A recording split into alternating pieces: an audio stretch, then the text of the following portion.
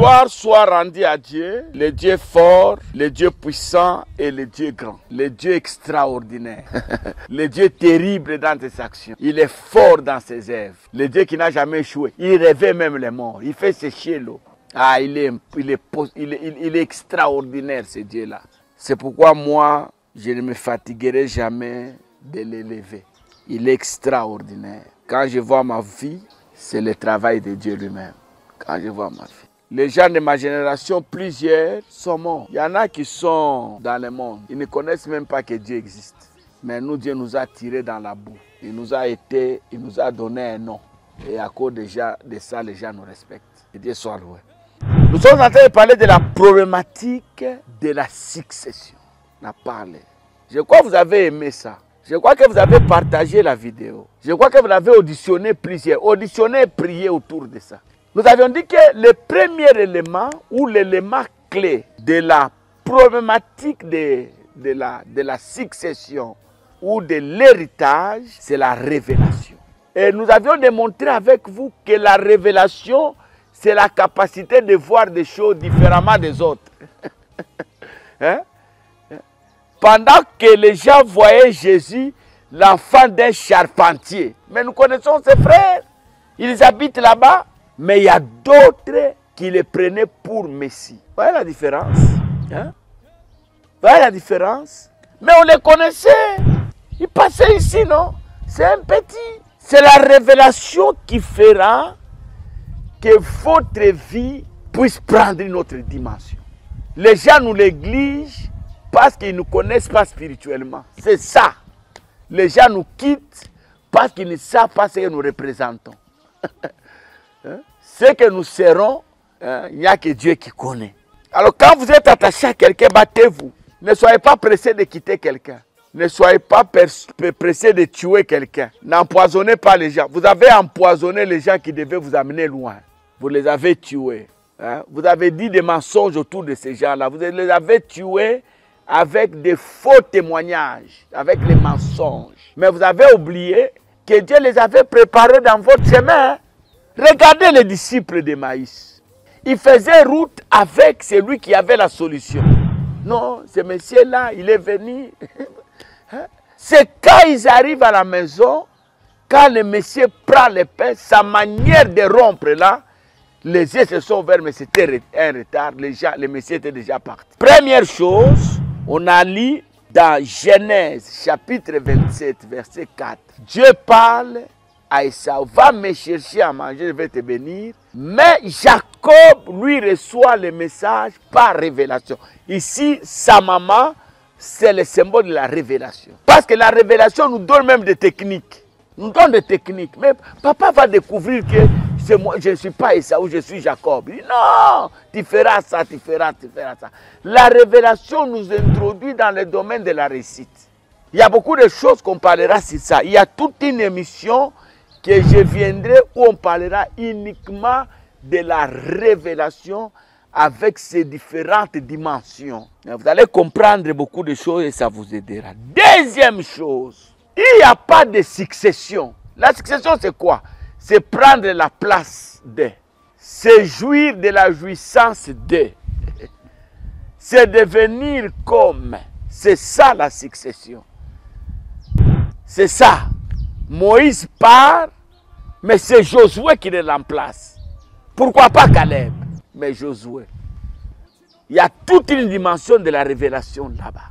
Deuxième chose, quand nous prenons toujours Genèse, chapitre 27, le verset 4, quand nous prenons, fais-moi aimer comme j'aime et apporte-moi à manger, afin que mon âme te bénisse, avant que je ne meure. Ok? Si nous prenons aussi Psaume chapitre 126, le verset 5.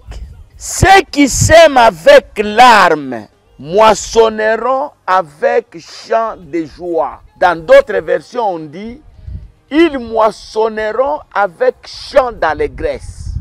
Quelle est la deuxième problématique?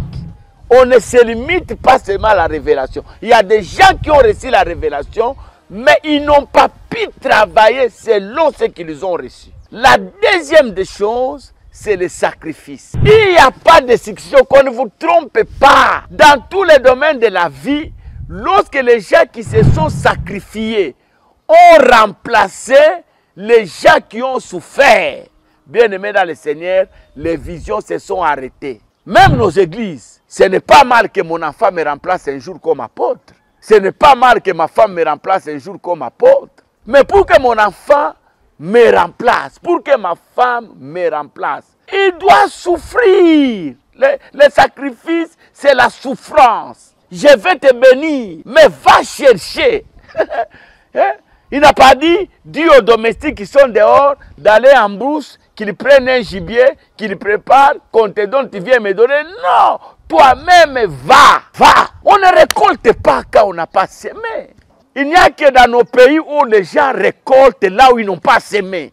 C'est là où il y a les vols. C'est là où il y a l'échec. Même dans votre entreprise, ne remplacez jamais les gens par des gens qui ne connaissent pas l'entreprise. L'église a une histoire. Tu as souffert avec ces gens-là. C'est pourquoi j'ai toujours dit, c'est une erreur pour quelqu'un, après avoir souffert avec les leaders, et quitter partir. C'est une erreur. Moi, je ne partirai pas. Dans la Bible, nous connaissons une femme qui a dit à Naomi, c'est Ruth, dit, moi, je ne partirai pas. Naomi lui a dit, mais va, mon mari est mort. Vos maris sont morts. Même si aujourd'hui, je mettais au monde, d'ailleurs, je n'ai plus l'âge de mettre au monde. Même s'il arrivait par l'amour de Dieu que je mettais au monde, ces enfants-là grandiront quel jour pour vous épouser. Ruth a dit, ton Dieu sera mon Dieu. Bien-aimé dans le Seigneur, l'essence du sacrifice. Quand tu as souffert, n'abandonne pas si le résultat n'est pas encore là. La succession vient avec le sacrifice. Le sacrifice, c'est quoi? C'est souffrir avec les leaders.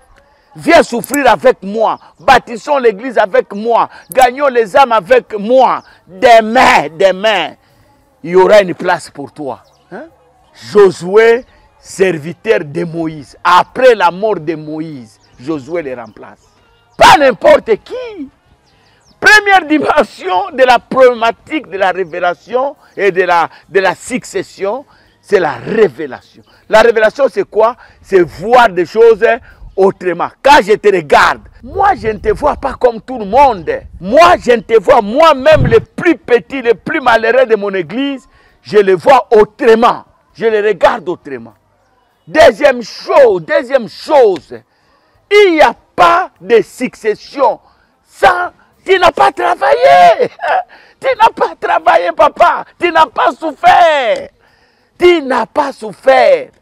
Ne viens pas seulement me donner les conseils. Ne viens pas me dire qui m'aime et qui ne m'aime pas. Je n'ai pas besoin de ça. J'ai besoin de te voir souffrir avec moi. C'est alors, dans tous les domaines de la vie. Hein? C'est pourquoi vous allez voir dans d'autres familles, si papa est mécanicien, il a un enfant qui l'exploite dans ces domaines-là. Papa est l'électricien, quand il fait ses courants, son enfant est là. Papa est enseignant, papa est maçon, il y a un enfant qui l'accompagne. Papa est un cordonnier, il y a un enfant qui l'accompagne. Un jour, l'enfant va bien remplacer son père. Que Dieu vous bénisse, je vous aime tous, je crois que vous m'aimez aussi. Même si vous ne m'aimez pas, apprenez à m'aimer, parce que moi je vous aime déjà. Soyez bénis dans vos maisons, que les malades soient guéris, que ceux qui traversent les temps difficiles, que Dieu se souvienne. Ceux qui se posent beaucoup de questions, que Dieu leur donne des réponses. Ceux qui sont brisés dans leur cœur, dans leur amour propre. Tu as aimé quelqu'un, il t'a déçu. Hein? Tu ne pensais pas que cela pouvait t'arriver. Je prie que le Dieu qui guérit le cœur vienne guérir ton cœur. N'oublie pas d'aimer la vidéo. N'oublie pas de la partager. Au nom de Jésus, je dis Amen et à la prochaine.